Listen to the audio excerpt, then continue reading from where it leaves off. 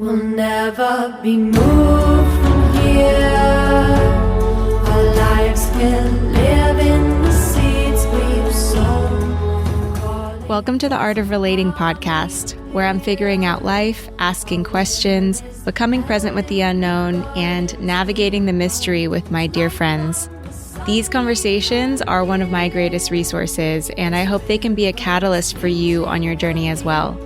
I'm your host, Tammy Chow from Somatic Spirit.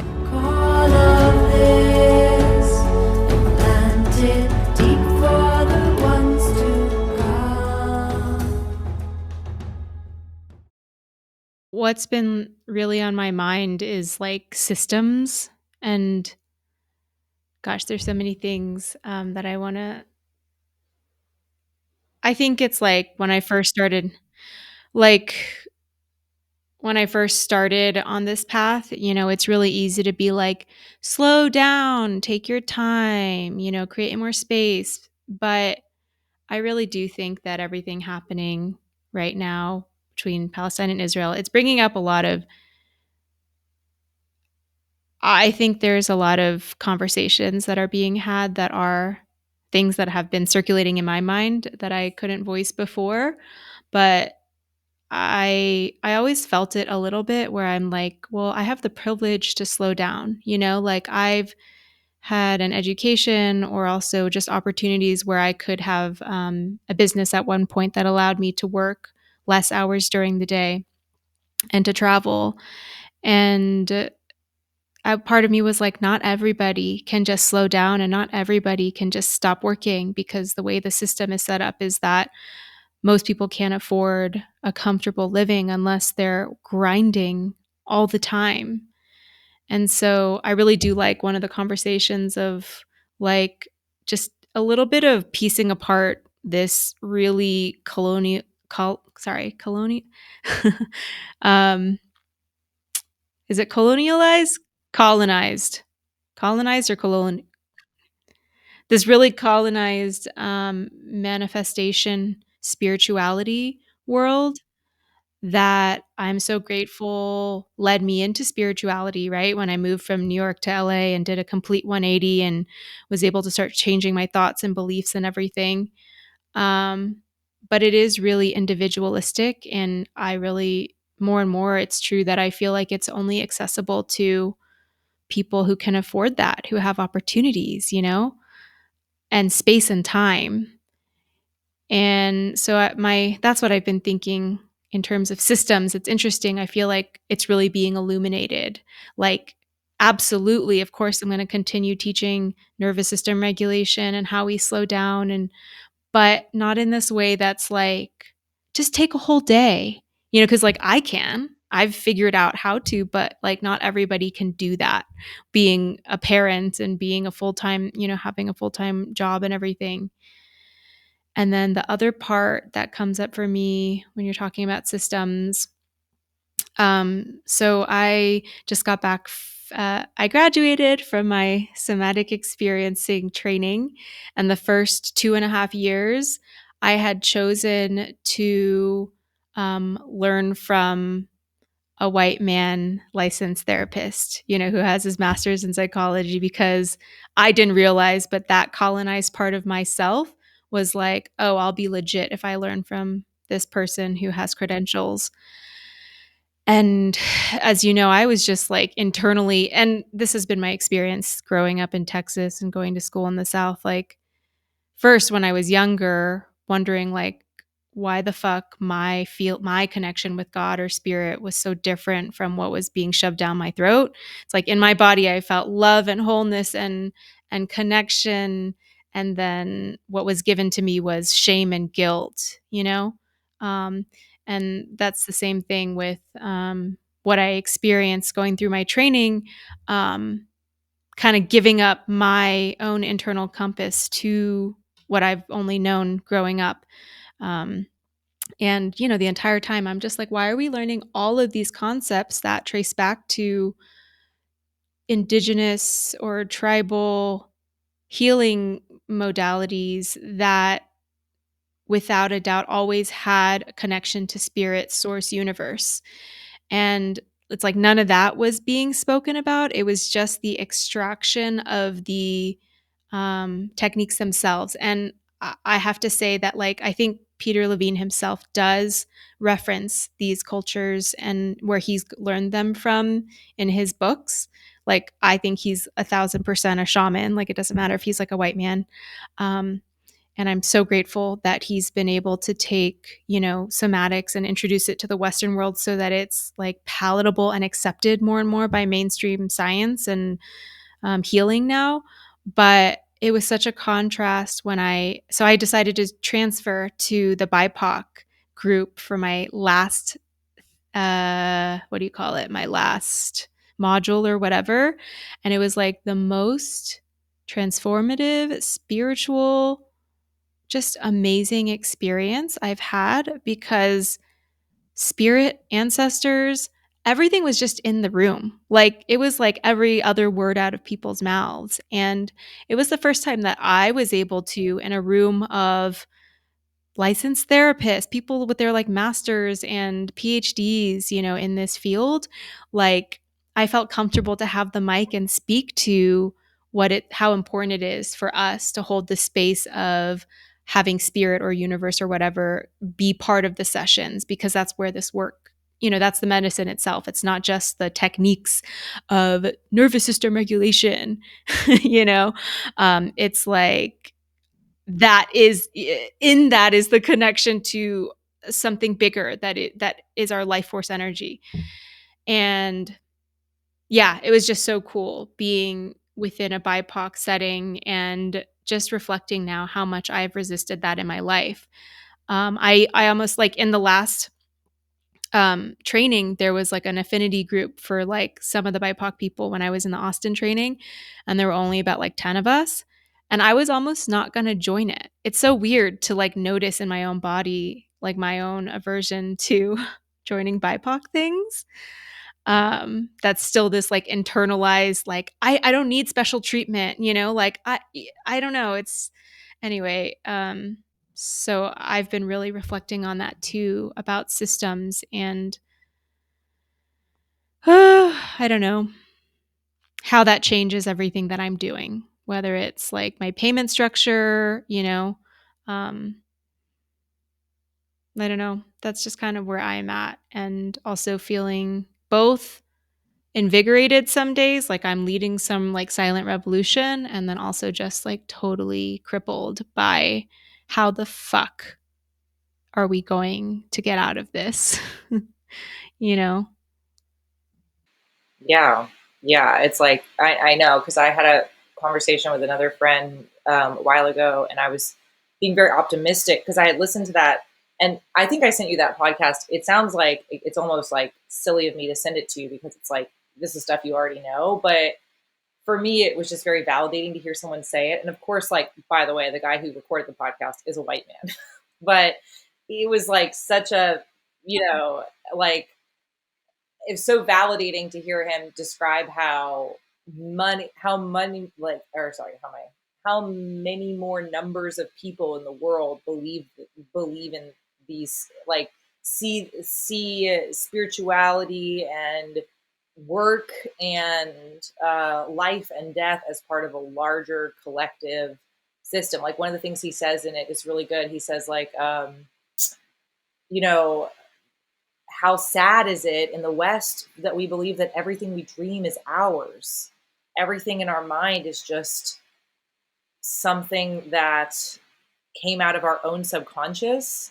Like, how sad is that? Instead of believing that we're getting these from a collective, that we're connected to living beings, and that we're sharing a consciousness and we're sharing dreams, rather than like this sort of limiting sad belief that there's just this like set of cardboard archetypes inside our own brain just like rearranging themselves in like different like mother, father, child postures or something. I don't know. It's just like very cool to realize, like, okay, that's like not right. So it made me think, like, I got really into this, and I was like this time, like, we're moving into the age of Aquarius. The age of Pisces was all about ration and reason and like Christianity, and like the materialist world. And now we're like, moving into this space where the Western world is just going to fall. It's going to like totally crumble, like the global south is going to be predominant, like the problems of, and it's true, the problems that we're going to be facing as a collective population, climate and fucking war, and like the injustice of the wealth being consolidated in the hands of multinational corporations, not even governmental entities anymore, but corporate entities that are going to, whatever. We The only way to combat these things is like we can't we the Western rationalist humanist approach will fail. It cannot do it. Like we need to embrace a culture and a belief system that has to do with our collective, like, our understanding each other as connected, our belief in the wisdom of the ancestors, the understanding that we're in a continuum with those that have come before us, and like we exist in time, and these, whatever. We need to change that way. And so I was telling my friend this. I was like, we're seeing the fall of, the way, these old ways. Like, I'm so excited. And she was like, yeah, Kate, you're right, maybe, but you understand, like, that's not going to happen. Like, nothing falls easily. Like, and she's right. I've been reading a lot of these, like, historical, kind of texts about large sweeps of, like, time and humanity. And it's true, things fall, but they fall with a lot of death, a lot of suffering, a lot of chaos, a lot of hate, a lot of shit gets stirred up. And it does seem true that, and especially, we know we grew up in this world. Like, this shit's not going down without a fight. So it never has. So I have this, like, almost, I keep being hopeful. Like, how, like, the Pope yesterday, like, came out with, was like, yeah, we're blessing gay couples now, and like Israel's terrorist. It's like the Pope is saying this is amazing. And I keep having this hope that just like the heads of all the organized religions and the governments will just start like shifting, like they're doing their own internal work, and it'll just happen like really naturally and gracefully. But I just don't think that's ever happened in human history. So I have this other attendant fear, which is like, I got to get out of the way. Like, this is going to be ground zero. Like, I need to like find a partner who has like a passport to some other country. Like, I need to make alliances with the global south, like, immediately. Like, I have to like get out of being so invested in this world, basically, and find some kind of, like, I'm like prepping for this now. I'm like becoming a prepper almost, because I'm scared too. Can you define when you say global south? What does that mean? Oh, like the bottom of the globe, like everything, like Africa, South America, Oceania, like, you know. Uh, Okay. I learned that term actually this summer. It's like a thing that, it's a term that people use, but I learned it this summer when I came to Living Threads with you, and there was the Oaxacan potter, and she was talking about the global south, and it made me like really curious and realize that this is like a term that's, used to, and it makes sense because you realize like the hegemony that the global north has had, especially Europe and America, in setting, and even China, India. These are like the everything above the equator has had more power over the nations beneath it. There's sort of a generalized, basically, South America and Africa, yeah, and Oceania, and like the islands. I don't even know, but like Pacific Islands, like those are all the people who've been colonized by. It's like the people who have greater experience with colonization, but also cultures that have all retained, even though colonialized, have retained a spirit of animism. Like, that's the thing, is like, again, going back to that balance thing, it's like these cultures have suffered so much by colonialism, but they've also, had a wisdom that, fortunately, the colonists have not been able to completely destroy, even though they sure tried. Totally. Yeah, I love that. Sort of like when I was in Guatemala and just connecting to the Mayan culture, and it's just so beautiful that that is just so strong and such a central part of cultures, that spirit or their connection to spirit. Something you said, I think I need to like write down Like that's what I do on my client sessions. I sometimes just jot down words because I'm like, there's so many good things here. You were saying it doesn't go down without a fight, and that's been on my mind too, because so far the like normal manifestation rhetoric is like just focus on yourself and build abundance and everything else will play out around you, but it is so it just that is just so bypassing of like the actual work that we need to do as a community. And it's like the mycelial network, right? Like when you see the mushrooms network underneath the earth, like that's I strongly feel like what's happening for us as we move into the Aquarian age. Like we won't be able to survive until we figure that out.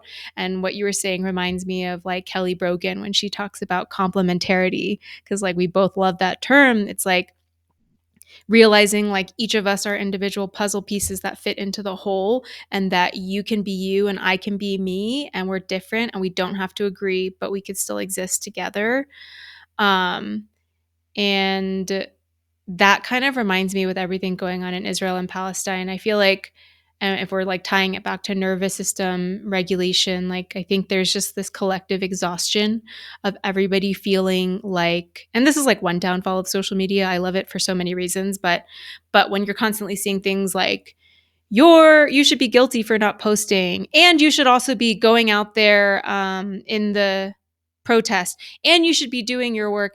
I'm not saying that, like, I think it's really great actually that all of these things are in social media, but I think for myself, I have a tendency to be the good girl. So if I'm not doing all the things that I see on social media, it creates this energy in my body of guilt.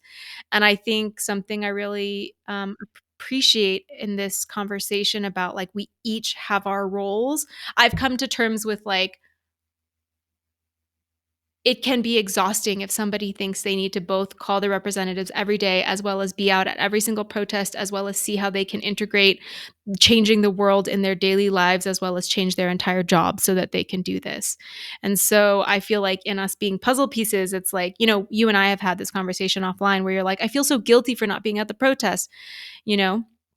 And I'm over here like, I just think that there's like roles for each of us. Like there's the activists who like need to be out there holding the signs, having the protests because it's like growing the awareness. They're, you know, the people who are making the social media post, educating about what's happening.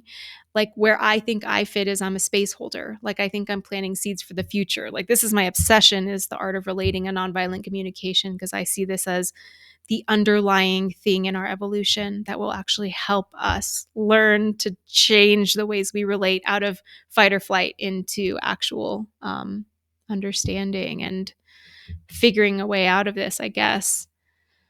Yeah, so that's what comes up for me as you were speaking.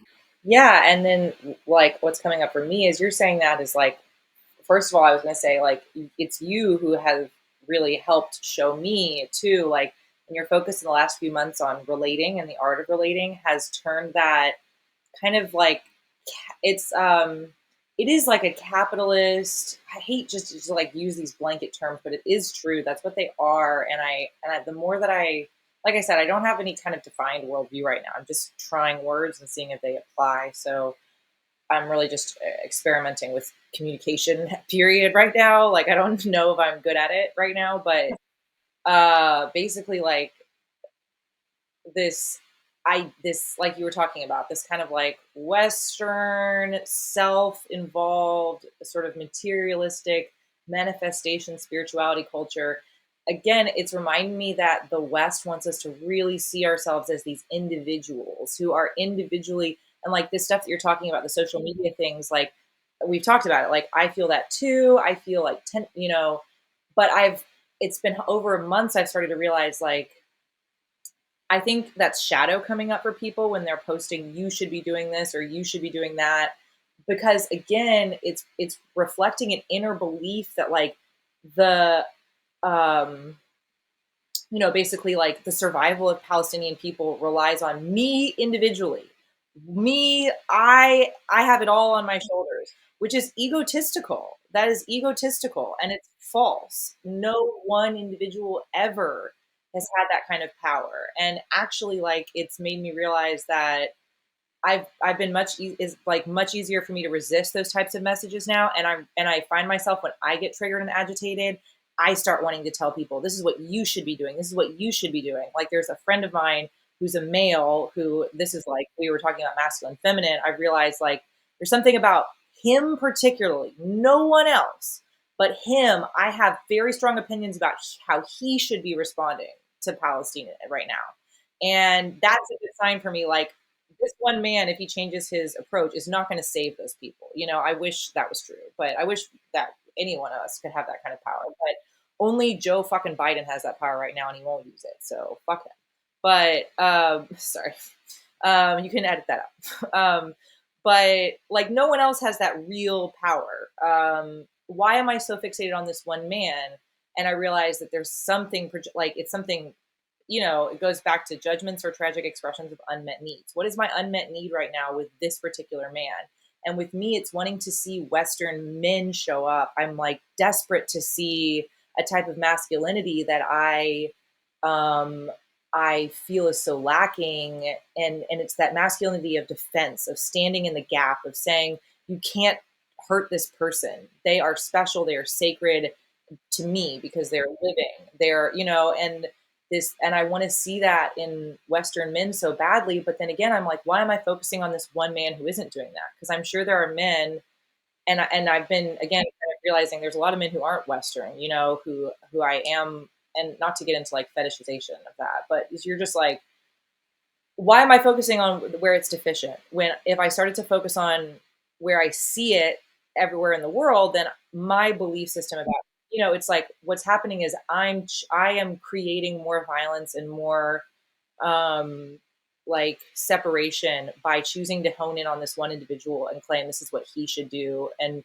that's really like a projection of my own kind of like ego in terms of like I should change these things. But it's like this whole experience has made me realize like on a much deeper level than ever before, like we are all so connected, and any type of change that's ever going to come about has to come about through communities being knitted together. And so my action has to be, it can't be internal. It can't just be like posting on social media and then going to bed and saying I did my job, you know, and it can't be and like that's why I like going to rallies. That's why I like going to protests because it's like a religious experience. You really are with a group of people, and our energy is shared. We come together, and it's like a collective religious experience of saying like it's not just me. All of us here want, you know, Palestine to be free. All of us here want to say women and children and men should not be killed for nothing, you know, and that feels very helpful. So it's like I've been trying to kind of like turn my liberation mentality towards like and like going back to what I was saying before, you have really helped me realize with really refocusing your practice on relating and taking it out of the individual, realizing like the change happens where we come together, where the mycelium network is connected, and where we create these nodes of understanding. Because what's happening in Palestine now wouldn't be possible if we felt our connection to each other. We just wouldn't know, you know, but we don't. We're so easily divided, you know, and it's like, yeah. So, I mean, I don't know if that's really true. Like, people have always committed atrocities, but I feel like, yeah, like that would it would make it harder for sure if we saw each other as, I don't know. And so like we have to, like it's like as within so without, right? It's like we have to like I think try to find ways to find like to not to like go fight with people. That's not what I'm saying. Like but to, I guess I'm like learning to draw it out of myself and like be like it's not about my one individual contribution. Even it's about how much am I putting myself into community, and how and what am I bringing into that community, I guess, which is kind of like what you were saying. But yeah. Totally. Sorry, I'm just like jotting things down so that I don't forget. Yes. So what I really like about this conversation is like there's so much nuance. I think that what's not reflected enough in social media or kind of gets drowned out because it's not as great of as like telling people what to do is that we're also being asked to like really sink into our own bodies and see what are the wounds within ourselves that are turned into our gold, like our healing into the world. And when you were saying, your personal wound is the white man who won't, show up to defend. And would it be okay for me to kind of give a little back or just name your history if you wanted to name where that might relate to? Yeah, totally. Or I'll let you do it in your own words. Sure. Yeah. Yeah. Well, but yeah, it's like definitely. And because the last few months have been really about processing my parents' divorce and like my father wound. Yeah, it obviously comes from my father, and um, you know, and and like growing up in a family system where there was one person who had all the power, all the control, and like who was harmful, like to his children and to his wife. And I feel like one of my biggest wounds is like not being like, I felt like I would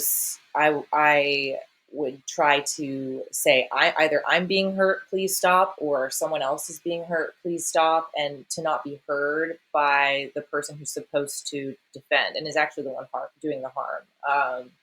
So yeah, and then going around proclaiming themselves as the father, the defender, the protector. Like it's a very that particular archetype is very is triggering.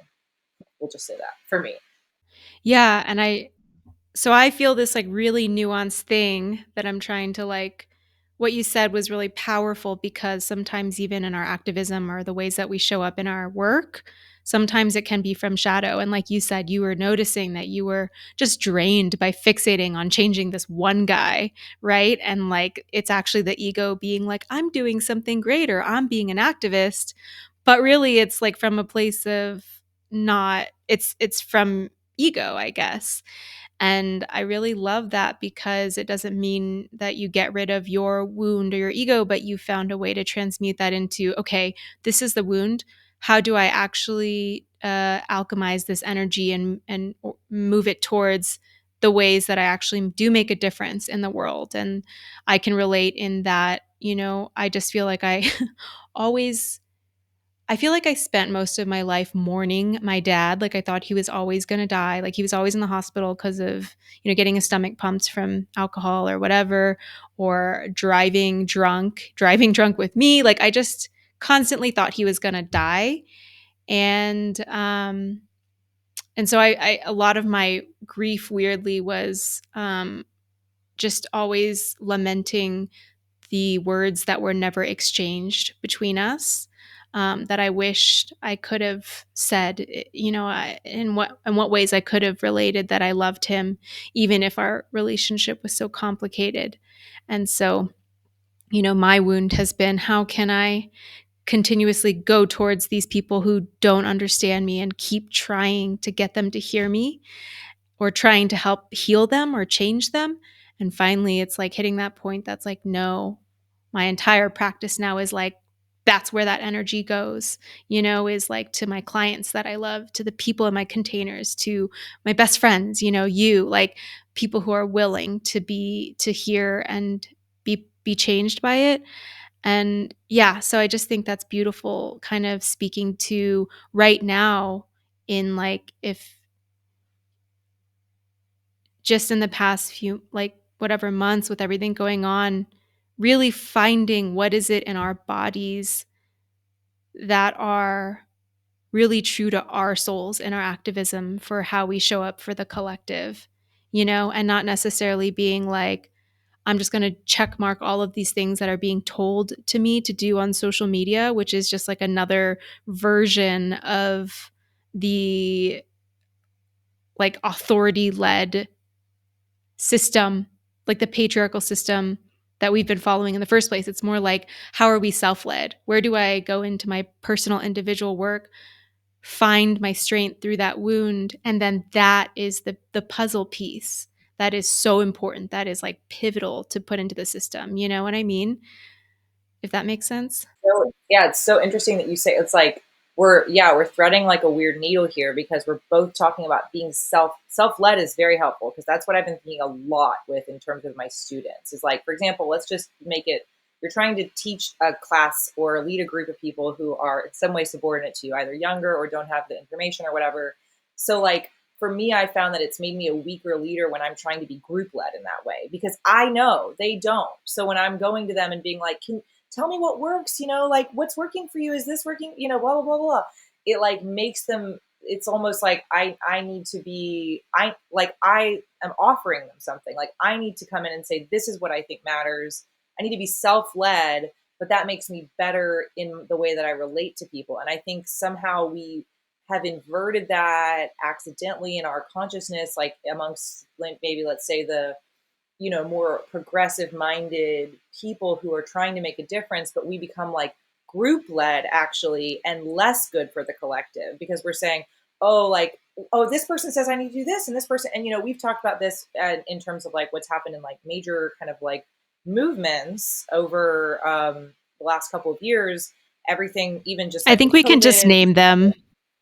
BLM, like, Me Too, like all these things, right? And it's like, kind of like what you're saying is like it's make because okay, we also talked about like this influencer recently who's a non-white female influencer who we both really like, and she's saying great stuff about Palestine, but she's also started becoming quite aggressive towards other creators who are not doing that, and particularly towards like white women, which like fair, but that is clearly like when I see that, I'm seeing shadow and her own triggering being activated here, and it's and not to like because I'm doing the same thing. Not, and it's like making me realize that like when you go through something like this, when something horrific is being turfed up and revealed to people, when the crimes that not just Israel, but like the Western powers have perpetrated against just the specific people of Palestine, or when we are really forced to reckon with the history and the legacy of slavery and like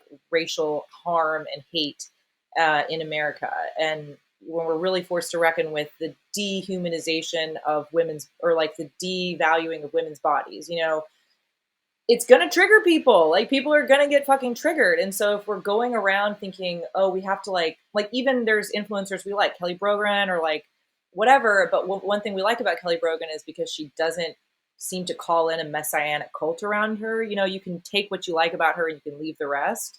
And that's like where I think we have to be kind of with everyone is like, again, remember that we are a collective. There's not one savior. There's not one individual. There's not one person who's going to figure this out and they're going to be right and the rest of us are going to be wrong. And the more that we keep thinking about ourselves as these egoist individuals who are somehow going to like save the group by doing what the group wants, it's like the wrong way of thinking about it. I feel like I'm losing my train of thought here, but like maybe you understand where I'm going. It's like the movement. It's like that's what I've been thinking. Like in retrospect, in the years have passed since BLM and things like that, is like it. There were a lot of people who were wrong and saying bad and wrong things during that period. That's what's happening now. There's a lot of people who are saying bad and wrong things, and there's a lot more hate that gets brought up. There's a lot more aggression. There's a lot more. But it just reminds me of like how we are when we're individually going through some type of healing. Like you're gonna get triggered. Your individual response is not going to be right, but there's something really good just about the fact that we're like all processing it together. It's like I'm almost like trying to see that the process itself is really worthwhile actually, and like no individual act is really going to change things. It's like we're experiencing it kind of as a body, and that's what matters more than, does that make sense? Right. Yeah, like when I think about the nervous system and also like in a macro way, when we're coming out of freeze and systems of oppression, like coming out of freeze in the body, you actually have to come down the bell curve back into like a sympathetic fight or flight. And so it's like for example, like a woman who experienced rape and then is finally coming out of that. And, it's not uncommon that she feels like the desire to kill her aggressor. And so there's like a lot of fight energy that's like flying around in social media. And I'm not even like, I'm not here to be like, that influencer is doing something wrong. I'm doing something right. I really like bringing up this influencer. Like, because just like as watching her content, I'm like, huh, like there's good and bad to all of, or like for me, like I learned something from it where I'm like, she's right. I haven't been posting, and I actually do think that I have a platform where I do want to post and keep it on people's minds. And at the same time, I think we're bringing up this really important thing to sift information. Like that's what I feel like about being self-led is like I don't want to waste time talking about whether she should or should not be doing that, whether that's in her shadow, but more like within my own system, with my own body, like as when I go into my own wounds and find the gold that my voice is here to, to contribute, then I can sift her information through my self-led lens. And I'm like, cool, what did I learn from this? I learned that I do want to keep posting about it to continue bringing awareness. And the other part doesn't, I don't, doesn't resonate with me as much. I don't actually need to like go after her. I don't want to make a post about how this isn't her shadow. I'm just like, that doesn't work for me. Cool, toss aside. Like continue on my thing. And like I think same thing with like big movements like BLM, Me Too, just like everything that has been happening on a big scale, like COVID. There have been really positive things that have come out of it. Just like huge awareness in BLM and Me Too, and of course, then the shadow side of blame and clashing, but I don't think that I could even like condemn that part. I think it's like a necessary part of the process. It's like unless we are, and of course this goes back to the art of relating, it's almost like unless we lean into this necessary conflict, we're just going to continue to like internalize this, not really talk about it, and it comes out in weird microaggressions or fucking war. You know what I mean? Until we can like grow our capacities in our bodies to be with discomfort with each other. And it's like this irony of like the more we could be in the mud together, the more we can be different and like not want to kill each other. Yeah, yeah, and it requires like, and that's where it's like it really isn't wrong in the end to say when you do this work within yourself, it does have an impact on the community. It is true. It's just like it can easily be interpreted in a bypassy way, but it is true that when we make space for that, for the complexity within ourselves, then we become so much more like me even now compared to a year ago or compared to the middle of 2020, compared to BLM. Remember, like we were just so like, am I doing the right thing? Like I felt so like led around by the nose, like it was like anything I saw on social media, I was like, oh, I should be doing this. And like, I felt like this enormous amount of like white guilt and like, I want to be the good white person and all this stuff, and now I feel just in a couple years since where it's like, I feel much more self-led because of the work I've been doing on myself. And I'm much more able to say, you know what, I'll take that, I'll leave that, I'm trying not to be racist or anti-Semitic or, Islamophobic. But guess what? I was raised in a tradition that has all those things in it, and I might slip up, but I know what my intention is. And it's like, I'm not like, freaking out. And I think that makes for better allies, actually. But what were you saying? It was like, I lost my train of thought there. But like, oh yeah, like you were saying about the woman a woman who's raped, part of her um, going down that bell curve might involve wanting to kill the rapist. And that is a necessary part of the healing. If she resists that part of the process, she'll never work through that part and it will always be in there. So it has to be allowed for Not that, necessarily not killing, yeah, but the feeling of it, not right? killing the Like, rapist, but moving through the rage, like reclaiming her own rage through right. her And so process. there has to be space for the rage. There has to be space for that to appear non-judgmentally and for, for it to be there and be like, this is a natural part of it. And again, and the actual violent act would be more likely to happen if the rage is not processed internally.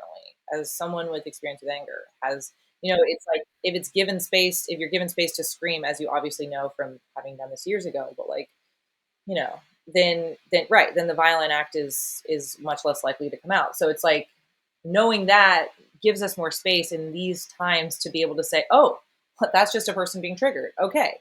Like, I'm not going to get upset reading the comments and seeing someone saying these things that are like horrible, but regardless of what, I've seen horrible things on both sides, but it's like people are being freaking activated right now.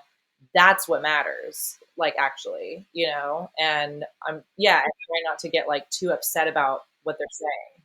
Yeah, like before we move towards the peace part and like kind of sometimes what I feel like is the good, it kind of comes, and I'm not going to speak like the good girl mentality. Like most of us have grown up wanting to be the good girl, perfect in every way. So I'm just going to, and so it's for like, I feel like this is what I see play out in these conversations where we don't have the capacity to hold space for the other side, is because what I'm hearing when somebody else is talking about their side is, I did something wrong. So let me just go ahead and arm myself with all of these facts to tell you how you're wrong.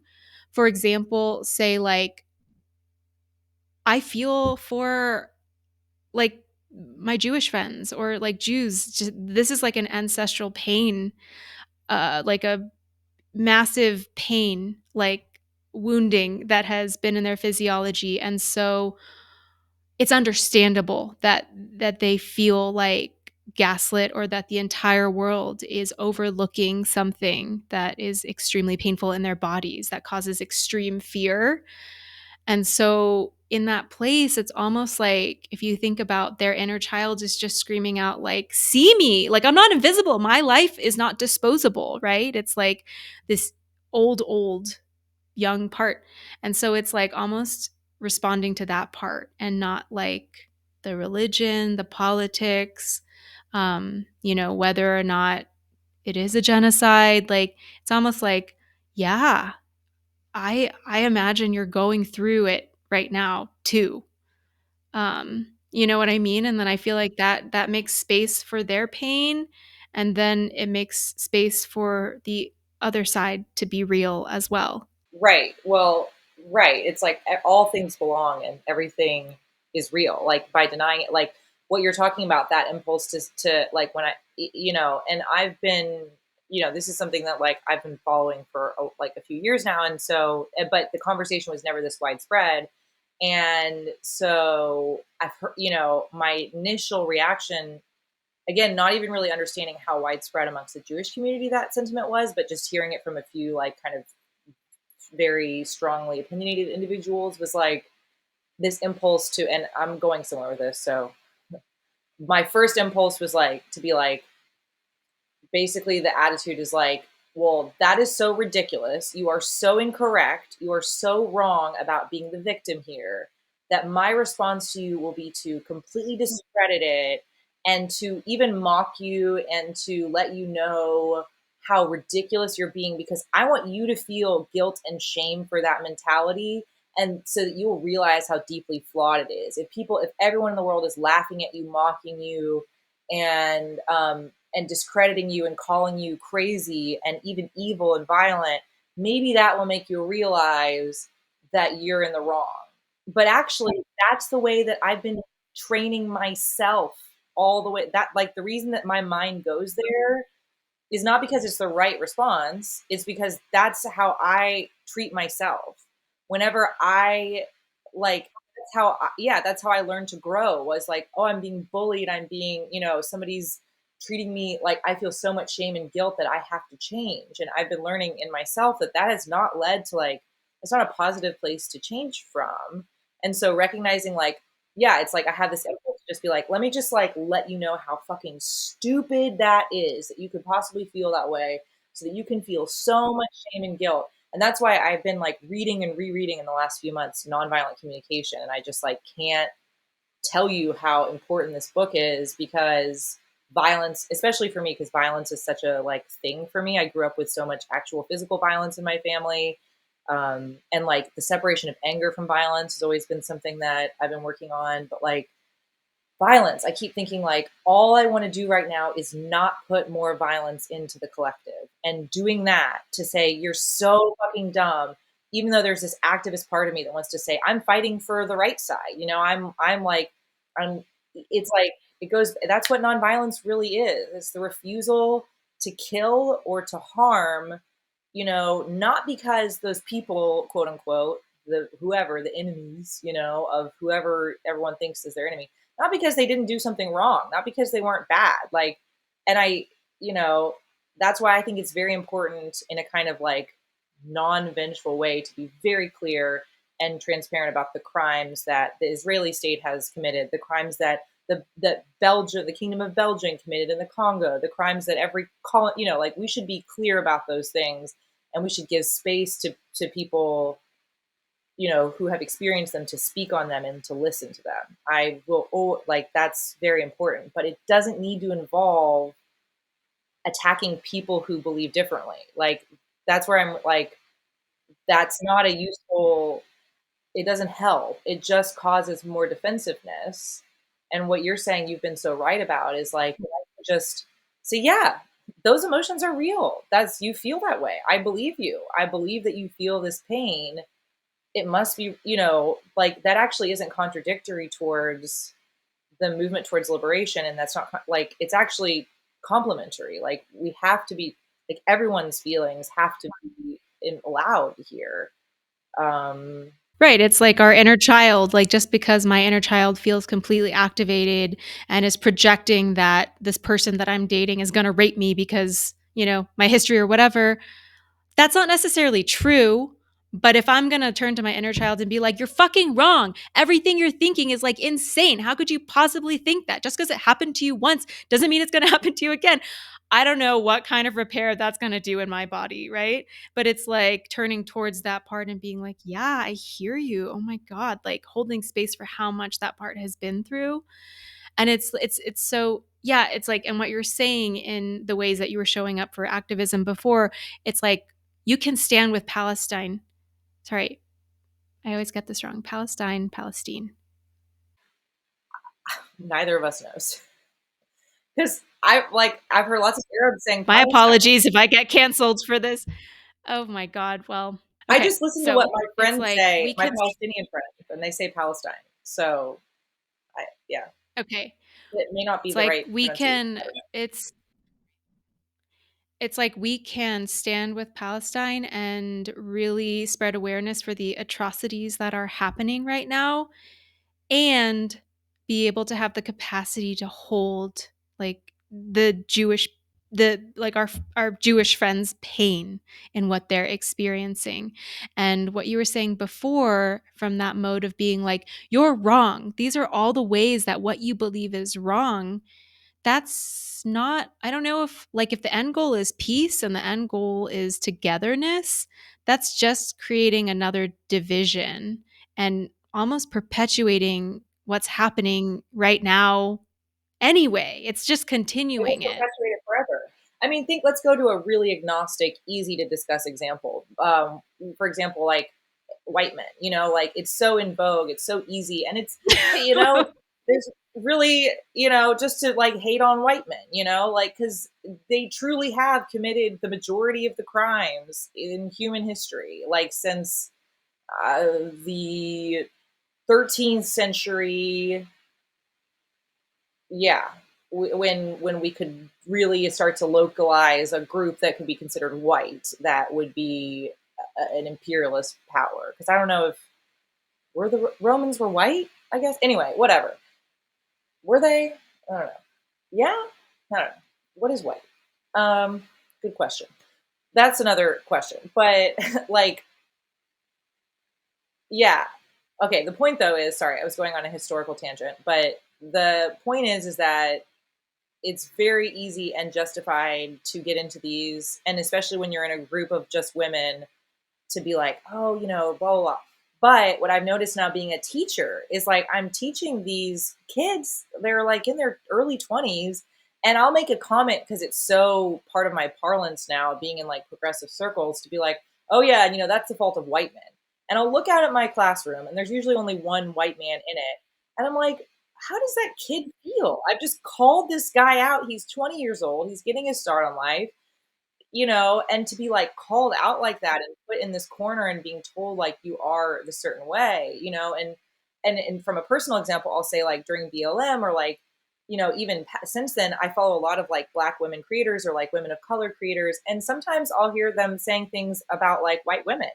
And it's like, I have to go, okay, that's their experience. And, there's something really, again, like, it's part of the processing is really important. There's something really important about being able to name, this is what, white women have done, and this is wrong, and like, and to kind of almost find solidarity and community and being like, oh, I'm so hurt by this group, and I totally think that that belongs and it should be allowed.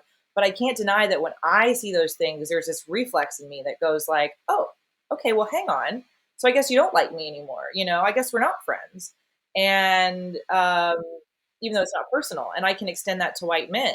I can say like, well, if every time they hear something like that, it makes them go, okay, well, hang on. And I would love to believe that we could all hold space and say, I know that's not about me, and blah blah blah. But like, it does perpetuate this like, and to this point now, my point with men is like, I do feel like there's sort of a, it's very hard, and of course it's hard for lots of different people. I'm not like putting a specific focus on white men as the only victims of the world, of course, but it is very, I can imagine, I think it's challenging for a boy growing up in the world today to know where to put your foot down. And it's also created a culture, like, speaking of Kelly Brogan, that really doesn't, like, it doesn't teach boys to be men at all, because it treats masculinity as toxic, when actually there is toxic masculinity and there's divine masculinity, and like there's strong masculinity, and there's, and so, yeah, basically that was a long way to say yes, like, I see it in my own community that it creates.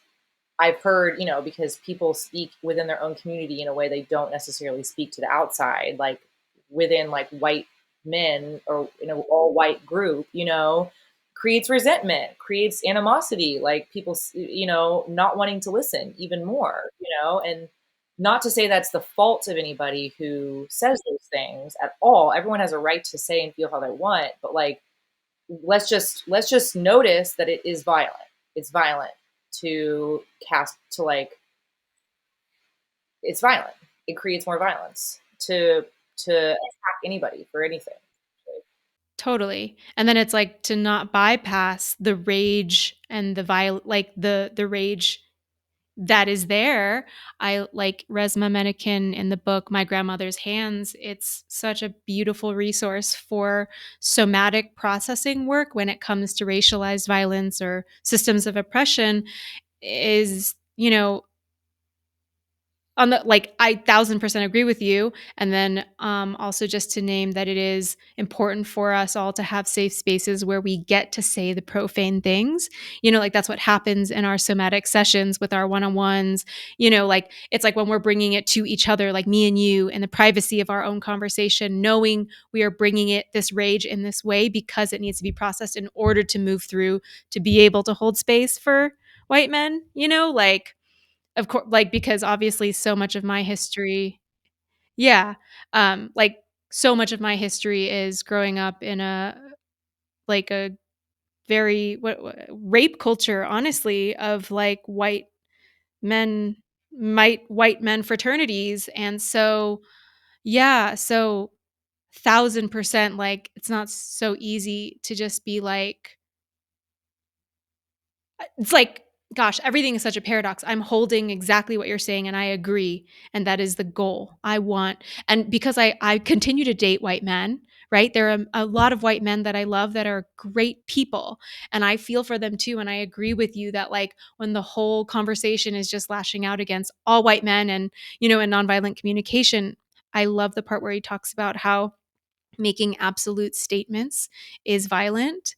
Um, when we're like, all white men are bad, or even I just noticed it in a rupture with a really close friend of mine when she said something along the lines of like trauma needs to be processed tenderly. And it set me off because I felt like, then I can't show up as I am. Like, what if I need somebody? And so that should, or that absolute statement was really scary for my system. But yes, 1,000% what you're saying. It's like nuance everywhere. It's like me noticing the ways that I'm speaking just like about white men like that, like out like without thinking about it. And also maybe the white men learning how to sift through and like kind of be self-led to be able to like not fully absorb that when it comes at them. So it's like each of us has this awareness and this Yeah. And it's Yeah, like, but I agree with what you're saying. I agree with what you're saying because if I'm just coming at, like, my white male partner being like, "All white men are blah, blah, blah, blah," my core unmet need is actually for him to just feel the pain that I've been through, and that's totally different when I come to him saying, like, you know, "This is something you said, these are my feelings, these are my needs, and here's my request," is totally different from, "You're just like all the other white men." Because immediately what happens in his body? Armor, daggers being thrown out of the chest, like, I'm not setting him up to hold my inner child like I actually want him to. and also like what's occurring to me Yeah, now and is it's it's like, oh, sorry. well, one last thing is, like, sometimes I find that, like, nonviolent communication and learning these ways of relating, this is like a tongue in cheek thing. I'm not being a coach, I'm not being a therapist. I'm just like, it's kind of funny sometimes because it can be selfish. It's like, if I hold space for this person and truly have the capacity, I know that, like, they'll be able to hold me in my process, you know? So it's like, But that's I what I know was I'm going to about to get say. something out of this too. I'm not. Yeah, what I was about to say is like it actually is selfish. Like we're talking about it as if we're doing this for the white men, but like which, is fair, but what we're not talking about that. Like bless them and bless everybody, and I hope everybody, doesn't feel the sting or pain of judgment or rejection. I truly, well, I don't even know if that's true.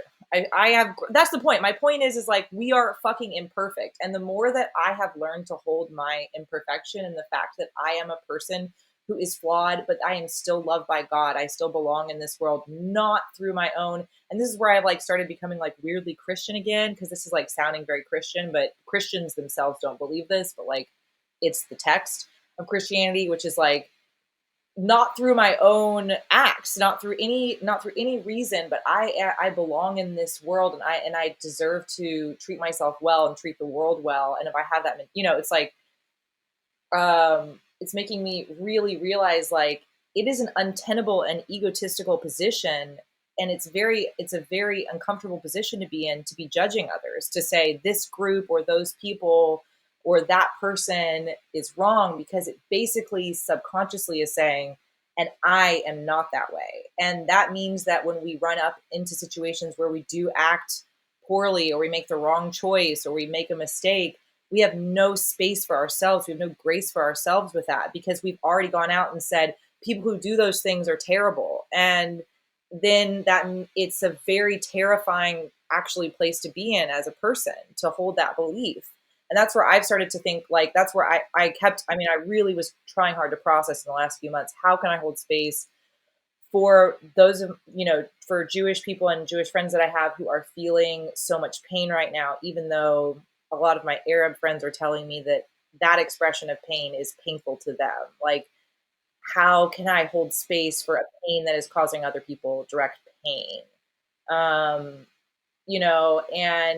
it was like very hard for me like with this particular person that I was talking about. Like, I wanted to judge him so badly. And then this thought came to me one day when I was walking, and I was like, so when you've been triggered, you've never reacted badly? Is that true? When you've been triggered, when you felt that your bodily safety was in danger, you never lashed out, you never started being judgmental?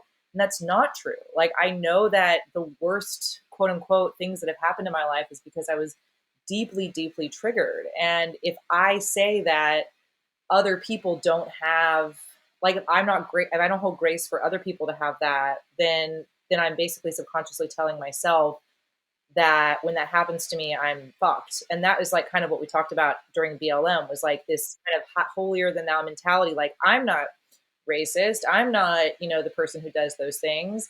It's like, what happens then when you do bad things, when you do cause harm to your neighbor? Well, I'll tell you what happens is you refuse to see it, and that's the most dangerous thing. Is like when we refuse to see, and this goes back to like this processing I've been doing on my family. Because, oh my god, did I tell you this? Sorry, can I go on another weird tangent? Or because I've been thinking so much about, like, in nonviolent communication, one of his main premises is that it is our stories that cause violence. And I had this breakthrough thought when I was driving the other day, and it was like, Okay, so the one thing that distinguishes humans from all other living beings in this world is our capacity to tell stories about ourselves. And it's both our most defining beautiful characteristic and it's our most harmful and violent characteristic, because the stories about ourselves are what give us identity, family, belonging, meaning, culture, food. All of that is stories, like saying this is who we are, this is what we eat, here's what our ancestors made, here's how we dress, this is the way we dance, this is the way we worship. Those are stories that we tell about ourselves, and they give us tremendous meaning, and they give us culture, and they give us the things around us that do distinguish us from any other living being, like a sense of deep belonging. And well, I don't know, I mean, living, I don't know, I'm not a dog, so I don't know how they feel, but like there's this beautiful side to it, but it's also justifies all the worst harms in the world, because it's like, if I believe, for example, that my people have always been oppressed and hurt by those people, then I have no problem hurting those people, right? And so there's like the stories cause the most tremendous violence. So I had this realization where I was like, okay, so I don't know if this is true, but this is my theory, is like, what we can't get rid of stories. I'm not saying that. And I'm not saying pick a side, they are either good or they're bad. What I'm saying is, what if we just could identify the story? Once you can identify the story that's being told, then at least you have a choice. At that point, you can either choose, in this particular situation, to like identify with it and, or not. But like if you can just identify the story, then you can make a choice. And so I was thinking about my own family system, where there was so much violence and it was all permitted by everybody in the family system. We all were like, this is fine. I mean, we didn't think that or feel that in our bodies, but it was allowed to happen. And I was like, what was our story? What was the story? What was the story we were telling? And I kind of had this thought where I was like, the story was, we are a perfect family. Because if we believe we're a perfect family, then anytime someone is violent or does these horrible things, it's very easy to just not see it and to say like, well, that's not part of the story of who we are. Like it becomes very easy to believe in this perfection and to put everything else outside of it, and that becomes so harmful, because then yeah, you can live in a alternate reality where you're always putting something outside of, and so yeah, basically that's what I was kind of like saying all this for in the circuitous way, is like, if your story is, I am a good person, or like, I'm a good person because of my activism and these other people are bad because of what they're doing or how they're responding, then it won't allow you to see when you yourself, can, it's like, yeah, and that's how you can, that's what happened to Israel. I mean, that's why they're doing what they're doing. It's like you can do horrible things to people when, yeah. Right. And that speaks to that's like the danger of absolutes, right? And then also like the kind of leaders that I've been really inspired by lately are the ones who show up and are like, I don't fucking know. And I'm going to make mistakes. And guess what? I'm going to also repair them, because that's what most of us didn't experience. We experienced a lot of rupture, but no repair. And so we go into relating, like just trying to avoid the rupture, which is dangerous, because then there's like a bigger rupture that happens and then we don't know how to repair. And so now it's more like, how can we show up imperfect? How can we cut other people some slack? And in doing so, cut ourselves some slack, which is like the whole point of growing our capacity to be with the unknown, the mystery, the messiness of being in relationship, and almost accept that, right? And then this is like another macro thing of like marriages. If we think about relationships, like everybody's like, oh, this is something I've been thinking about. Like, does monogamy work? Does traditional marriage work? And, I've been on my own journey from my 6-year relationship and everything of seeing like, well, does poly work for me? Do these other configurations work? And, I think my body and the way I just am maybe more traditional, or I desire something more traditional. But in my journey of this and like working with nonviolent communication, understanding how to relate to partners from having compassion of their upbringing and their attachment styles, um, has made me realize like the conversation is again this like surface level, like, do marriages work or not? Like, does the institution of marriage work? But it's more like there's like the guts of that is like, what if it's not just what if it's not marriage? It's that we have assumed that getting married means that everything will be perfect. It's this fairy tale, beautiful wedding.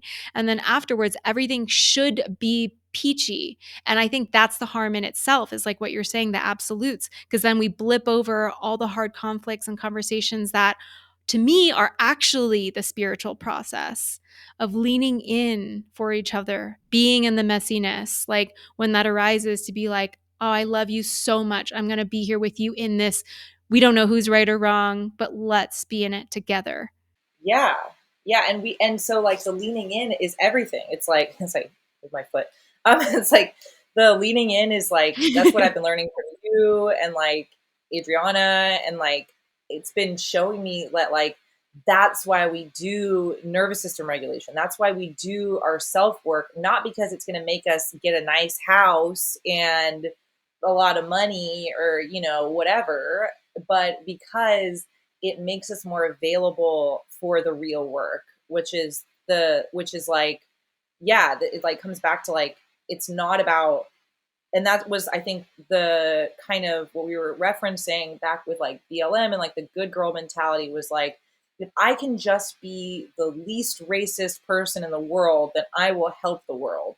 But actually, what I need to be able to do is like hear when someone says to me, you're being racist. And I need to be able to hear that and go, okay, that's not destroying my entire self perception. I can accept that I'm a flawed person who makes mistakes and does bad things. And actually, so are you, person who's telling me that. And like, I'd like to lean in. Let's have that conversation. Like, let's relate. And we're not going to try to walk away from it with a judgment and a piece of paper that says this person was the good person and this person was the bad person. And now we know. It's like to get into the mud with each other. Like that's the whole job. And like that's where again it goes back to that like Western capitalist, rationalist, humanist, whatever you want to call it, mentality is like trying to seek an answer or like a definition or you know even our system of like right or wrong is like we want to figure out who the guilty party is and put them in jail. It's like we're all about like assigning these categories when reality is that we're all every single person has within us just as much dirty crap as there is good shit. And if we could just like be with each other and hold those things, that would be everything, I guess. Mm-hmm. It's like be with you, like hold ourselves in those, in that contrast within ourselves, like not guilt ourselves for that. Like in Resma's book, My Grandmother's Hands, it's almost like assuming racism, like assuming we've come from generations of race. Like there's no denying that history. So it's actually within our nervous systems that we have a reaction, like, and like our body might tense up or whatever when we're around a certain group, right? Like that's just actually not something we control. That's something that's within our reptilian brain.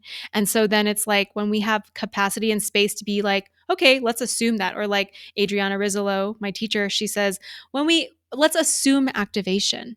And then when we assume that, then we actually have a way forward. We have a way to actually work through it together.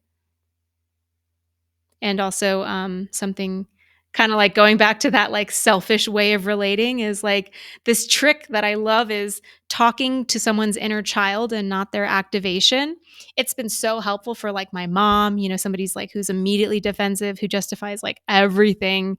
And I literally, it's like me being my, like, I want to be like, you're wrong. These are all your protective mechanisms. I see right through you. But I'm like, what's the point of that? Like, I don't need her to go on this entire crazy somatic healing journey, you know, like for me to feel safe anymore. I'm just like, okay, what is her inner child saying? And then for me to be like, yeah, mom, I do recognize all the good things that you did, you know, and then that totally just like brings down her defenses. And then we actually have what? Sorry, shifts everything. Yeah.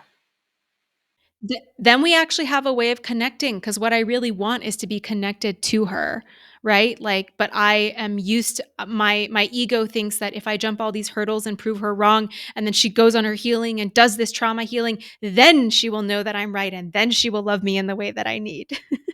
But if I just want a shortcut straight to the connection, I could be like, I'm so solid in myself, my relationship to spirit. I have the community and women and the love in my life that sees me in that way. Like, I don't need it from her. Then I can shortcut, connect with her inner child first, and then she gives it back to me. And yeah. And, yeah. And so I'm Yeah, just I aware of thought of time you. too, because I feel like, Sorry. what? I don't want to interrupt you, but it's just the lag. I keep like I want to respond, but I don't want to interrupt. So sorry, keep going. No, I was just going to say maybe after your response, I think we can wind down. Okay. Yeah, I was just gonna say, like, I thought of you the other day because I was advising a student and she um, had like taken a class at the school I teach at 20 years ago. And it was like when the curriculum was different, but it was a film class. And she was trying to get credit for that class to be substituted. And like we were hitting a wall when we were talking because she kept saying to me, like, what I just don't understand. I paid for that class. I took that class. Why shouldn't I get credit for it? And in my mind, with my experience with universities, I was like, why would you get credit for something you took 20 years ago? Like, surely you know that these institutions are not that fucking effective. Like, no one has records from that time. Like, no. But she just kept going, like, I just don't understand. It doesn't feel fair. It doesn't feel fair. And then I remembered you. And I stopped going, trying to explain the system to her. I was like, if she could just understand how this system works, then she won't feel so hurt by it. But I was like, no, I shortcut it. And I just started going, you know what? Yeah, that is really unfair. You took that class and I hear that. That's frustrating. You spent money on something and now you're not going to get credit for it. And like it immediately, yeah, I never needed to explain anything to her. She did not need to understand it. She just needed to be heard in that feeling and feel like I was going to help her out. And I think that's like what we hear with Marshall Rosenberg says that like people who are mediators in these very high stakes conflicts, they say that that works too. So I don't know if I haven't used it on a bigger scale like you have, like maybe even with your mom, but it does seem to be effective. Yeah. Yeah. Um, Totally. It's just the sciencey part of this is because what's activated for them is the implicit memories. It's bringing up memories for them. And then they're in their subcortical brain, which is basically the reptilian brain. So that part isn't logic. It's not the prefrontal cortex. They can't hear your facts. They're just like freaking out. They're in fight or flight. And what you're doing is the way that you're showing up is like as a compassionate witness, which is how that inner child needs to be attended to in that moment. And the second you do that, you're helping them get back into their prefrontal cortex. Like that's basically what I'm doing with my clients in their activation.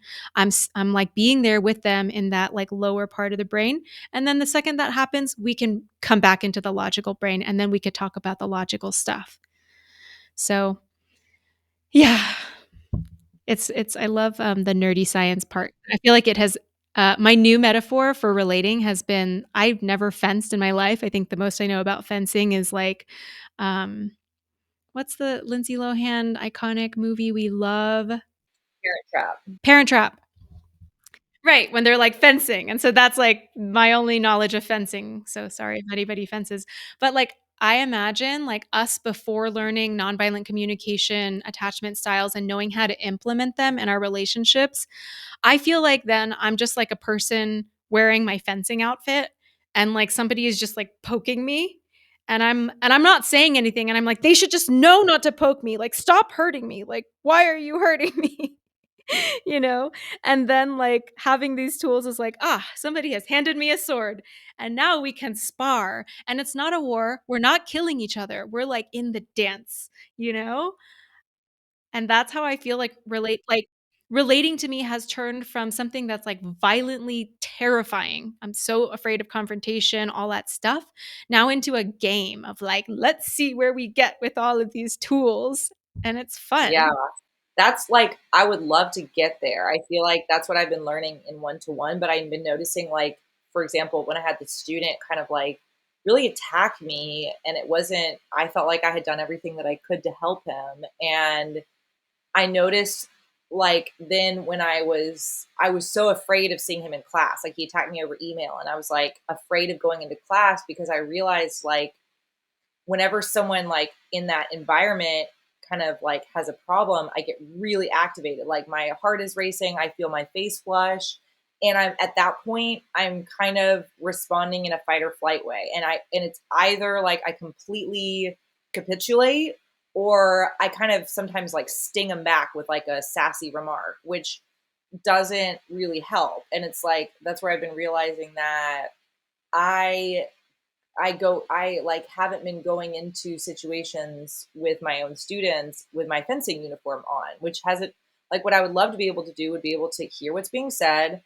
Yeah, and just be like, okay, now here's like what I think about that, and let's and use it as a way to learn more about myself, and whatever, improve my communication skills. But I'm too activated in those environments. And I notice it's different than other environments where I'm not activated. But I can definitely sense now, like, that when I'm activated, it really impedes my ability to like respond to people's needs or wants in the moment and to hear them at all. And so I really do want to be able to um, that's where I'm realizing like that's the point of doing my work.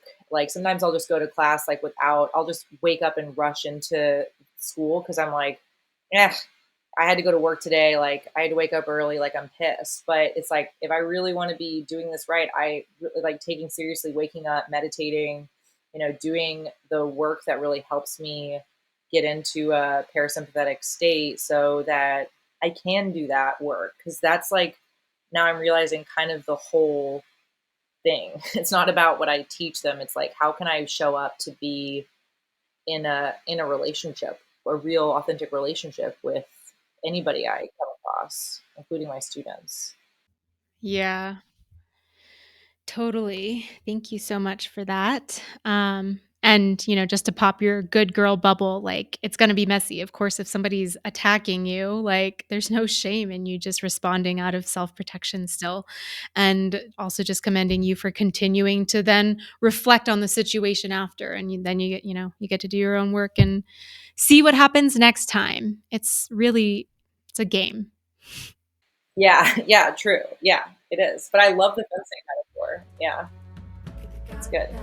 Thank you. Thank you so much for tuning into this episode of The Art of Relating. We mentioned practicing nonviolent communication and how learning to relate with each other to allow space for conflict, differences, and expanding our capacity for discomfort, to me, is the silent revolution that I feel like will change the world that we live in right now. And if that's something you're interested in working on in a group of other dedicated people, and you've done a lot of the one-on-one therapy work, and you're ready to actually practice showing up and speaking your truth in a group setting, me and my co-facilitator Zori begin our 3-month program, The Art of Relating, on the full moon on January 27th. As a group, we'll be witnessing each other in repatterning our attachment trauma, as well as actively being present and expanding the capacity of our nervous systems to be with discomfort and to commit to connection despite disagreements. This has been a transformative practice for me to be able to even have a voice to speak on social media or to share my opinions and experience deeper intimacy and connection in all of my relationships. And I would love to invite you, if you feel called to grow in your relational leadership, to join us in this program. There's an early bird discount pricing that's available through December 31st. So if you want to learn more, you can find the link below to get more info and book a call with me to see if this would be a good fit. And I'll see you next time on The Art of Relating. My brother live in a jungle concrete, like a belly gone to rumbling. Only wants a taste of the sky. Wind and fire set in the seeds for the son of his son to come with him one day. Taste the roots he was born from. Passing the story how all hands came together as one.